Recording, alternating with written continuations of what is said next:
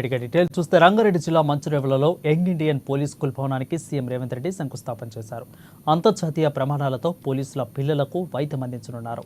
ఇక అదేవిధంగా అందులో పోలీసులు, ఎక్సైజ్, ఫైర్, ఎస్పీఎఫ్ ఉద్యోగుల పిల్లలు చదువుకోనున్నారు.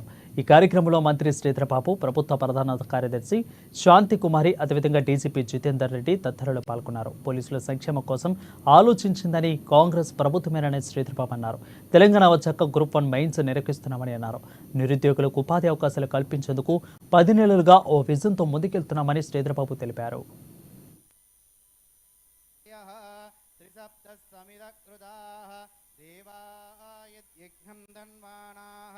अबध्नन् पुरुषं पशो तं यज्ञं बर्हिषि प्रोक्षन्न पुरुषं हेगेशोभयाजतः ॐ नार्गीलवलोद्भूता दृणेत्रा हरिसंविदा शिखायां द्रवशेमदेवहितं यदायुः स्वस्ति न इन्द्रोर्द्रश्रवाः स्वस्ति न पूजा विश्वनं कर्तासि त्वमेव केवलं धर्तासि त्वमेव केवलं धर्तासि।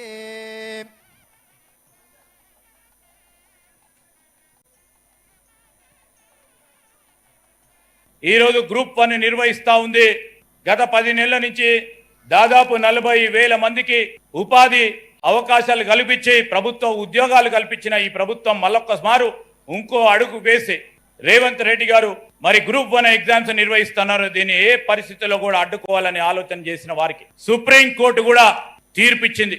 ఈ రోజు తెలంగాణ ప్రభుత్వం ఒక దిశగా, ఒక దశతో, ఒక ఆలోచనతో ముందుకు పోతా ఉన్న పరీక్షలకి మేము ఈ రోజు స్టే ఇవ్వమని కఠినంగా కూడా చెప్పడం, దానికి తోడు ఈ రోజు పరీక్షలు 5 గంటల వరకు నిర్వహించిన పరీక్షల్లో దాదాపు 30,000 పైచిలకు మంది మరి ఆ యువత ఎగ్జామ్స్ రాసి రాబోయే కాలంలో వారి ఉద్యోగ అవకాశాలను అన్వేషిస్తా ఉన్నారంటే గ్రూప్ 1 లేక ఏ రాష్ట్రంలో కూడా 10 సంవత్సరాల కాలంలో గ్రూప్ 1 పరీక్షలు నిర్వహించిన ఏ రాష్ట్రం లేదు. కేవలం గత ప్రభుత్వం నిర్లక్ష్యం, నిర్లిప్తత, యువత పరంగా ఉన్న వారి నిరాసక్తితో 10 సంవత్సరాల కాలంలో ఒక్క పరీక్ష కూడా నిర్వహించలేని గత